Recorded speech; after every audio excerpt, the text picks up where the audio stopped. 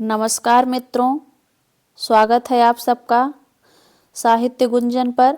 हम लोग हिंदी साहित्य के आदिकाल में वन लाइनर प्रश्न देख रहे थे। आदिकाल हम पढ़ चुके हैं, आज हम भक्तिकाल देखेंगे। चलिए शुरू करते हैं क्लास को। भक्ति के आदि कवि कौन माने जाते हैं? नारद मुनि माने जाते हैं। आगे देखेंगे, भक्ति शब्द का उल्लेख भज धातु से किसने माना है? मोनियर विलियम्स ने माना है। भारतीय साहित्य के संदर्भ में भक्ति शब्द का उल्लेख किस ग्रंथ में मिलता है? श्वेताश्वतर उपनिषद के 6वें अंक के 33वें दोहे में मिलता है। आगे देखते हैं, भक्ति काल का आरंभ दिल्ली के किस सुल्तान के शासनकाल से माना जाता है? मोहम्मद बिन तुगलक 1325 से 1351 ईस्वी। भक्ति आंदोलन सर्वप्रथम भारत में कहाँ सक्रिय हुआ? दक्षिण भारत में सक्रिय हुआ। आगे देखेंगे, 14वीं शताब्दी के मध्य से लेकर 17वीं शताब्दी के मध्य तक के काल को भक्ति काल कहा जाता है। किसने कहा है? हुकुमचंद राजपाल ने कहा है। आगे देखेंगे, भक्ति आंदोलन को 15वीं सदी का धार्मिक पुनर्जागरण किसने स्वीकार किया? जॉर्ज ए ग्रियर्सन ने स्वीकार किया। इस युग में धर्म का ज्ञान नहीं बल्कि भावावेश का विषय हो गया था। किसका कथन है? तो ग्रियर्सन का कथन है। आगे देखेंगे, जनता की चित्रवृत्तियों का प्रतिबिंब मानते हुए भक्ति साहित्य को जनता के प्रतिरोध में किसने जोड़ा? आचार्य रामचंद्र शुक्ल ने जोड़ा। भक्ति आंदोलन को जातीय आंदोलन किसने कहा? डॉक्टर रामविलास शर्मा ने कहा। आगे देखते हैं, क्या हिंदी साहित्य एक हस्तदर्भ पराजित जात की संपत्ति है? किसने किसको इंगित करते हुए कहा? हजारी प्रसाद द्विवेदी ने आचार्य शुक्ल को इंगित करते हुए कहा। पराजित और निराश उत्तर भारत को चौथे महान धर्म सुधार की प्रेरणा दक्षिण से ही मिली। किसने कहा है? डॉक्टर राधा कमल मुखर्जी ने कहा है। वैष्णव में सखी समाज की अनोखी भावना भी सूफी का ही परिणाम थी। किसका कथन है? वासुदेव शरण अग्रवाल का कथन है। आगे देखते हैं, भगवान में महात्म पूर्वक सुदृढ़ सतत स्नेह को भक्ति कहा जाता है। किसका वक्तव्य है? वल्लभाचार्य का वक्तव्य है। श्रद्धा और प्रेम के योग का नाम भक्ति है। किसने कहा है? आचार्य रामचंद्र शुक्ल ने कहा है। भक्ति को धर्म की रसात्मक अनुभूति किसने माना है? आचार्य रामचंद्र शुक्ल ने माना है। मायोन, तिरुमाल तथा विठोबा आदि नाम किसके बतलाए गए हैं? विष्णु के बतलाए गए हैं। भागवत को किस प्रदेश में रचित बताया गया है? कन्नड़ प्रदेश में रचित बताया गया है। मुल्ला दाऊद ने अपने ग्रंथ चंदायन में किस सुल्तान के उत्तराधिकारी का उल्लेख किया है? मोहम्मद बिन तुगलक का उत्तराधिकारी जौन शाह या जूना शाह का उल्लेख किया है। आगे देखेंगे, मोहम्मद बिन तुगलक का राज्यकाल कब से कब तक माना गया है? 1325 से 1351 ईस्वी तक। हिंदी साहित्य में भक्ति आंदोलन का आरंभ कहाँ से माना जाता है? दक्षिण भारत से माना जाता है। हिंदी साहित्य में भक्ति आंदोलन का आरंभ किन भक्तों से माना जाता है? अलवार भक्तों से माना जाता है। नम्मालवार को किसका अवतार माना जाता है? विष्णु का अवतार माना जाता है। अलवार भक्तों की संख्या कितनी मानी गई है? 12 मानी गई है। आगे देखते हैं, अलवार भक्तों के पदों का संग्रह नलाईर दिव्य प्रबंधम नाम से किसने किया? नाथ मुनि ने किया था। आगे देखते हैं, नलाईर दिव्य प्रबंधम में पदों की संख्या कितनी थी? तो 4000 थी पदों की संख्या। अलवारों में प्रथम अलवार किसे माना जाता है? नम्मालवार को माना जाता है। अलवार भक्तों में महिला अलवार भक्तिन का क्या नाम मिलता है? गोदा भक्तिन या अंडाल मिलता है। दक्षिण भारत की मीरा किसे कहा जाता है? तो अंडाल को कहा जाता है दक्षिण भारत की मीरा। भक्ति के आद्य आचार्य किसे माना जाता है? रामानुजाचार्य को माना जाता है। हिंदी के आद्य आचार्य केशवदास माने जाते हैं। आगे देखेंगे, रामानुजाचार्य का जन्म कब हुआ, कहाँ माना जाता है? 11वीं शताब्दी में दक्षिण भारत के कांचीपुर नामक ग्राम में माना जाता है। रामानुजाचार्य के गुरु का क्या नाम मिलता है? कांचीपुर है इनके गुरु का नाम। रामानुजाचार्य के गुरु किस जात से संबंधित थे? तो कांचीपुर थे, शूद्र जाति से संबंधित थे। राघवानंद के गुरु का नाम क्या मिलता है? रामानुजाचार्य है राघवानंद के गुरु का नाम। आगे देखेंगे हम, रामानंद ने किसको अपना गुरु बनाया? राघवानंद को।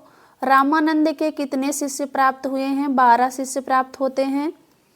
आगे देखेंगे, ये कथन है एक, नाथ सिद्धों की साधना, अवतारवाद, लीलावाद और जातिगत कठोरता दक्षिण भारत से आई हुई भक्ति धारा में घुल मिल गई। यह आंदोलन और साहित्य लोकोन्मुखता एवं मानवीय करुणा के महान आदर्श युक्त हैं। किसने कहा है? हजारी प्रसाद द्विवेदी ने कहा है। आगे देखेंगे, मैं इसी रास्ते सोचने का प्रस्ताव करता हूँ। समस्त मतों, आचार्यों, संप्रदायों, दार्शनिकों की चिंताओं के मानदंड से लोक चिंता को नहीं मापना चाहता, बल्कि लोक चिंता की अपेक्षा मैं उन्हें देखने की सिफारिश कर रहा हूँ। किसका वक्तव्य है? हजारी प्रसाद द्विवेदी का वक्तव्य है ये। आगे देखेंगे, मैं इस्लाम के महत्व को भूल नहीं रहा हूँ, लेकिन जोर देकर कहना चाहता हूँ कि अगर इस्लाम ना आया होता तो भी साहित्य का 12 आना स्वरूप वैसा ही होता जैसा आज है। हजारी प्रसाद द्विवेदी का कथन है। अगला कथन देखते हैं हम, बिजली की चमक के समान समस्त पुराने धार्मिक मतों के अंधकार के ऊपर एक नई बात दिखाई दी। कोई हिंदू यह नहीं जानता कि यह बात कहाँ से आई और कोई भी इसके प्रादुर्भाव का कारण निश्चित नहीं कर सकता। किसका कथन है? जॉर्ज ग्रियर्सन का कथन है। आगे देखेंगे, सबसे पहले अपने इतिहास के ग्रंथ में भक्ति के उदय का कारण मुस्लिम संस्कृत का परिणाम किसने माना है? ताराचंद ओझा ने माना है। आगे देखेंगे, ताराचंद ओझा के मत को किन विद्वानों ने समर्थन किया? किन विद्वानों ने समर्थन किया? डॉक्टर हुमायूं, डॉक्टर आबिद हुसैन ने समर्थन किया था।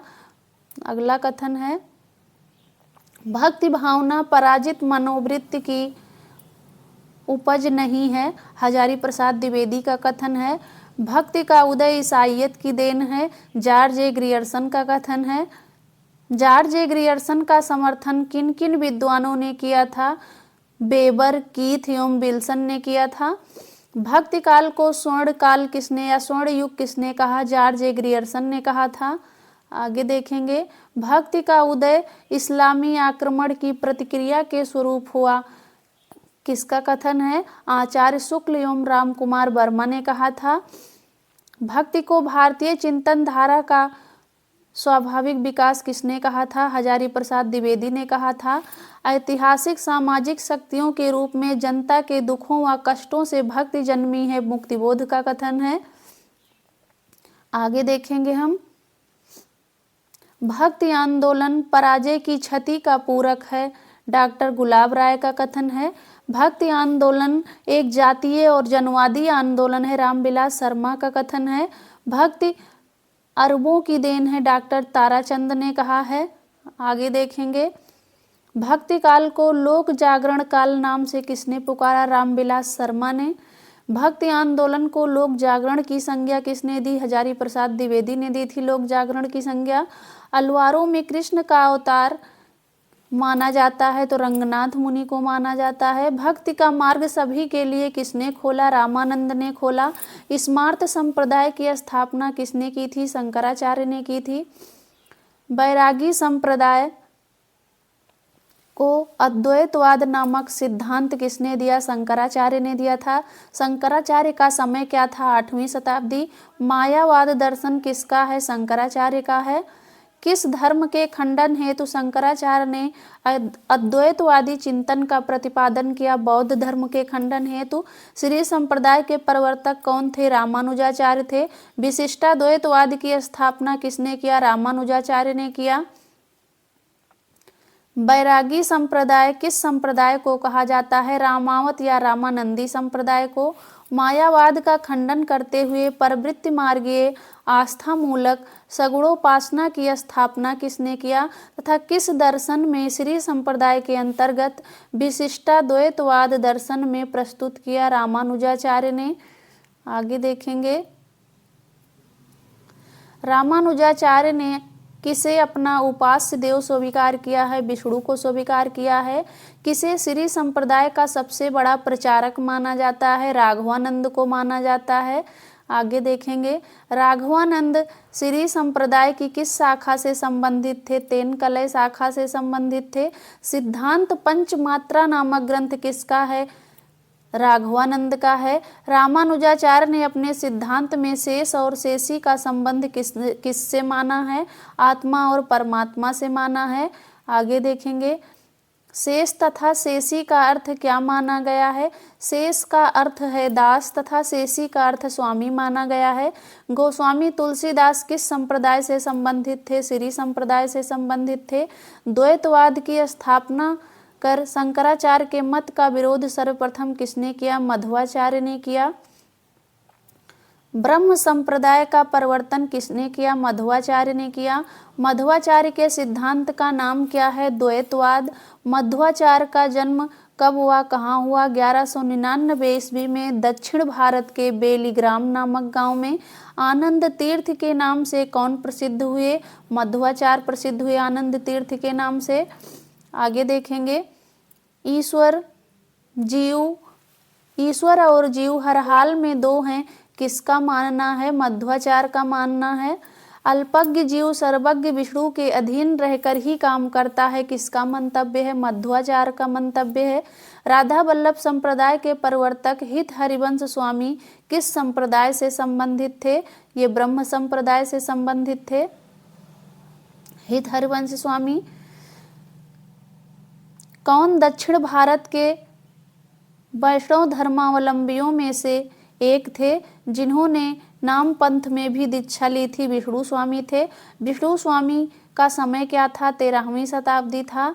आगे देखेंगे, रुद्र संप्रदाय का गठन किसने किया? विष्णु स्वामी ने किया रुद्र संप्रदाय का गठन।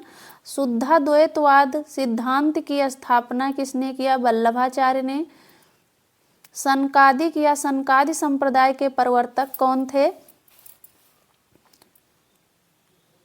निम्बार्काचार्य थे सनकादिक या निम्बार्क संप्रदाय के प्रवर्तक। किस संप्रदाय को विद्वानों द्वारा वैष्णव भक्ति का प्राचीनतम संप्रदाय माना जाता है? निम्बार्क संप्रदाय को माना जाता है। आगे देखेंगे, निम्बार्क संप्रदाय का दार्शनिक मत क्या माना गया है? भेदा भेद या द्वैताद्वैतवाद। निम्बार्क संप्रदाय के लोगों ने उपास्य देव किसे स्वीकार किया है? कृष्ण को स्वीकार किया है। राधा कृष्ण की युगलोपासना का विधान हमें किस संप्रदाय में मिलता है? निम्बार्क संप्रदाय में मिलता है। निम्बार्क संप्रदाय का प्रचार कहाँ हुआ था? ब्रजमंडल में हुआ था। आगे देखेंगे, स्वामी हरिदास का सखी संप्रदाय किस संप्रदाय से संबंधित था? निम्बार्क संप्रदाय से संबंधित था। जीव अंश तथा ब्रह्म अंश, इसका विधान हमें किस सिद्धांत के अंतर्गत प्राप्त होता है? भेदा भेद या द्वैताद्वैतवाद के अंतर्गत। अचिंत भेदा भेद की स्थापना किसने किया? चैतन्य महाप्रभु ने किया। गौड़ीय संप्रदाय किसका था और कहाँ स्थापित हुआ? चैतन्य महाप्रभु ने बंगाल में स्थापित किया। सर्वज्ञ सूत्र ग्रंथ के रचयिता कौन है? विष्णु स्वामी हैं। आगे देखेंगे, वल्लभाचार्य का भक्ति मार्ग क्या था? पुष्टि मार्ग था। अष्टछापी कवि किस संप्रदाय से संबंधित थे? वल्लभ संप्रदाय पुष्टि मार्ग से संबंधित थे अष्टछापी कवि। भक्ति काल की समय सीमा कहाँ से कहाँ तक मानी जाती है? 1375 से 1700 ईस्वी मानी जाती है भक्ति काल की समय सीमा। और ईस्वी में पूछा जाएगा तो 1318 ईस्वी से 1643 ईस्वी मानी जाती है। भक्ति काल को सगुण एवं निर्गुण दो भागों में किसने बांटा? रामचंद्र शुक्ल ने बांटा। आगे देखेंगे, भक्ति काल को सैद्धांतिक आधार पर रामचंद्र शुक्ल ने कितने भागों में बांटा? 4 भागों में बांटा था। ज्ञानाश्रयी व प्रेमाश्रयी शाखा निर्गुण भक्ति में किसने बताया? आचार्य रामचंद्र शुक्ल ने बताया। भक्ति काल के बड़े बड़े नामकरणों को संत काव्य, सूफी काव्य, राम काव्य व कृष्ण काव्य कहकर किसने छोटा किया? राम कुमार वर्मा ने छोटा किया। आगे देख, वीडियो यहीं पर समाप्त होती है। आप लोग को अच्छा लगे तो लाइक, सब्सक्राइब, शेयर और कमेंट जरूर करें। धन्यवाद।